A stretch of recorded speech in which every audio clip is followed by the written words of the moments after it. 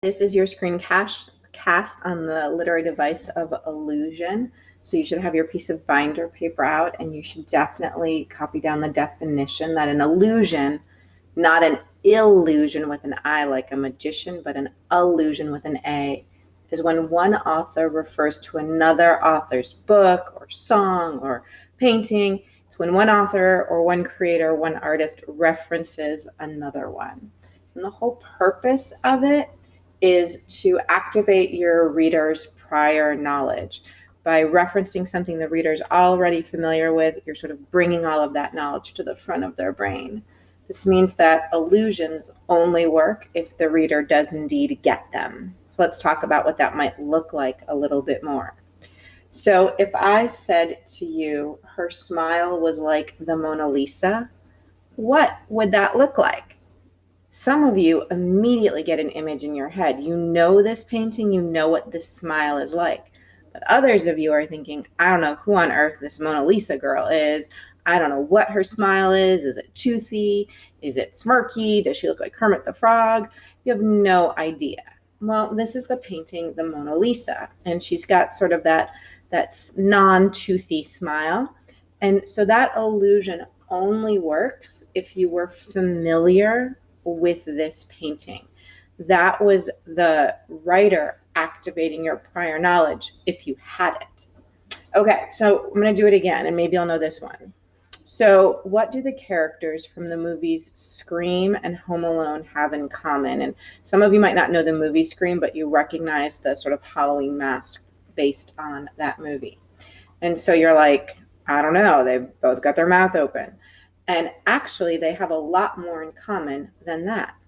They are both an allusion to a painting that's was painted over 100 years ago in the late 1800s by Edvard Munch, and he's a Dutch painter or a Norwegian painter. And this is his famous painting, and some of you may have seen it. It is pretty famous. And he wrote that he was inspired by an actual event where he was sort of walking on this path near what were the fjords or the big cliffs, and the sun was setting, and just the play of light sort of turned everything this very blood red, and he felt like he could hear nature itself screaming. And so maybe you didn't realize that our modern day movies are referencing this century old work of art. There are some modern ones as well, and maybe you might know the TV show Family Guy, and maybe you've heard of Stewie. I think his name is. And he's kind of an interesting little baby. And if you recognize Stewie and you see him playing with blocks and he's spelled out the words red rum, and you're like, well, that's weird for a small child to be talking about an alcoholic beverage. But if you are familiar with another author, Stephen King, who wrote the book The Shining, and in that movie, the boy is sort of possessed, and he writes red rum, which is actually the word murder spelled backward. And now Stewie becomes even more maniacal than ever as we go through understanding that illusion. So I'm hoping that you recognized one or more of those illusions in sort of pop culture. And we're going to take a step into literature for a minute. And here's another example. And this is the cover of a book by a sort of locally famous artist or author, John Steinbeck, and it's called Of Mice and Men. And it's kind of a weird name for a title, and you're maybe wondering, is it about a boy with a rodent or something? But the title of the book actually is an allusion to a poem by a totally different author whose name is Robert Burns. And he wrote a poem to a mouse. And the line is, the best laid schemes of mice and men often go awry. And that means the best laid plans often go wrong. That's what awry would mean. And so Steinbeck didn't pick this phrase accidentally. That was a very intentional reference or allusion to this poem. And it's maybe a bit of foreshadowing about what his book might tell us, that this isn't going to be a happily ever after sort of a story. Okay, we'll jump back maybe into more pop culture, and some of you might recognize a still from the movie Aladdin. We have the genie and we have the crab Sebastian. And in this scene, the genie's using his recipe book, and He's trying to make, he's turning Aladdin into a prince. It's not working out so well. And the crab grabs him and pinches him. And the or the genie says, "Et tu, Brute," which is Latin. And so for most young kids, they hear that and they're just like, I didn't understand. Let's keep going with the movie. But it translates into, "And you, Brutus." Now that you know that, depending on your knowledge, this is from a Shakespearean play, Julius Caesar. And Julius Caesar says this right as he's about to die when he realizes that Brutus, his best friend, has betrayed him. This is kind of a famous line, "Et tu, Brute." And it's used when you want to talk about how someone close to you has somehow turned against you. And so we have in this children's story an allusion in Latin to Shakespeare, to something that happened in history. So only the adults would get that. Probably very few actual Aladdin moviegoers who are children would get that. So allusions do need to work to be understood, but sometimes they don't need to be understood by everyone in order to understand the story as a whole. They just make it maybe a little bit more powerful. Okay, so hopefully you're understanding that the allusion is a reference to somebody else's work. And in your world of young adult literature, the most common allusions are to Greek and Roman mythology. That's what young adult writers really like to do. And I'm going to start with a pretty common one. And maybe you've heard the phrase Achilles' heel. And there's the story of Achilles, and his mother's a nymph and his father's mortal. And so he's born mortal, and his mom wants him to live forever. So she takes him to the river Styx and dips him in the water. And she holds him by his ankle. And so that place where she's holding is the only place that the magical water doesn't go to. And so that's the only place where he's vulnerable. And so when he's in battle as an adult, no matter how many arrows are shot at him, he always heals, except for the one time when somebody shoots it at his foot. And then when it gets him in sort of the ankle, that's when he dies, because that's his only mortal spot. So we talk about our Achilles heels, and we mean our weak spot, the thing that makes us vulnerable, the thing that we are overly sensitive to. And so maybe for me, my Achilles heel might be like sad looking puppy dogs. I can't say no to them. I always have to rescue them. Maybe it's something bigger than that, but that would be a simple example. Maybe it's just coffee. I can't say no to coffee. It's my downfall in life. And we even see this used as a medical term that people will refer to, like, I pulled or tore my Achilles heel. And they're referencing, they're alluding to that spot in the body. So that's an allusion from Greek or Roman mythology. And there are tons of them.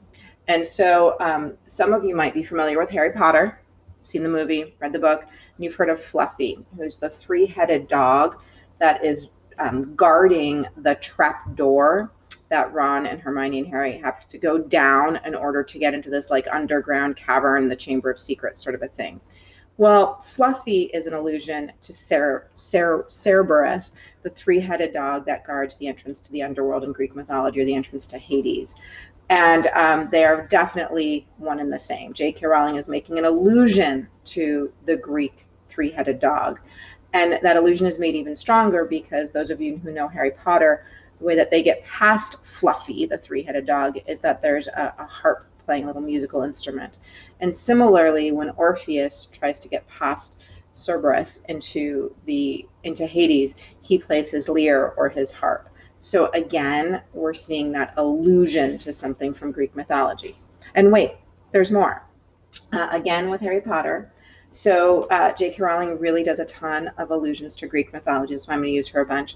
So Hermione Granger. So many of you, when you probably first saw her name, you were like, Hermione, what a weird name. That's crazy. Why did she pick that? Well, she picked it really deliberately because there is actually a Hermione in Greek literature and mythology. So in Greek mythology, there's this really famous guy. His name is Menelaus, and he's the king of Sparta, and he's known as being this like very organized battle tactician, strategic leader of an army. He's like the most planning guy around. And he is married to the most beautiful woman in the world, Helen. She's why the Trojan War is fought.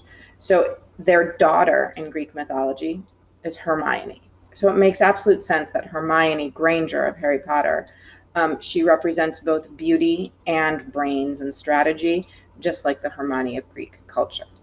And to take it even one step further, we could even say that Hermes, the messenger god, the god of information, Hermione is the feminine version of that. So any which way you look at it, Hermione is a reference to Greek mythology. Leaving Harry Potter, we have Cinderella all over the store, all over the world, that story. So we start with like the actual Cinderella, and we see actually movies nowadays, actually a modern version of that. But we have books like Just Ella or Ella Enchanted, and kind of anytime you see that Ella, you know you're getting a reference to the Cinderella story, this idea of someone whose social status was taken away. She went from rich to poor, she was mistreated. And then, of course, we always know that the boy is going to come and save her, because that's the story of Cinderella, that she's saved by her Prince Charming.